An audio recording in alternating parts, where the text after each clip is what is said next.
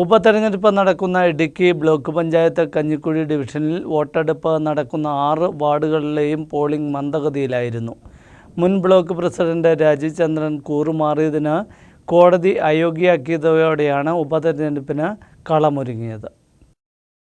Idukki block പഞ്ചായത്തിലെ കഞ്ഞിക്കുഴി ഡിവിഷനിലാണ് ഉപതെരഞ്ഞെടുപ്പ് നടക്കുന്നത്. കഞ്ഞിക്കുഴി ഡിവിഷന് കീഴിലെ 6 വാർഡുകളിലാണ് ഉപതെരഞ്ഞെടുപ്പ് നടക്കുന്നത്. 6 വാർഡുകളിലായി 12 ബൂത്തുകളാണുള്ളത്.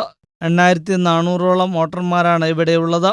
UDF സ്ഥാനാർത്ഥിയായി സാന്ദ്രാമോൾ ജിന്നി കൈ അടയാളത്തിലും LDF സ്ഥാനാർത്ഥിയായി കേരള കോൺഗ്രസ് എമ്മിലെ സിൻസി ജോബി 2 ചിഹ്നത്തിലും NDA സ്ഥാനാർത്ഥി B സിന്ധു സുനിൽ താമര ചിഹ്നത്തിലുമാണ് മത്സര രംഗത്തുള്ളത്. മുൻ ബ്ലോക്ക് പ്രസിഡന്റ് രാജീവ് ചന്ദ്രൻ കൂറുമാറിയതിന് കോടതി അയോഗ്യയാക്കിയതോടെയാണ് ഉപതെരഞ്ഞെടുപ്പിന് കളമൊരുങ്ങിയത്.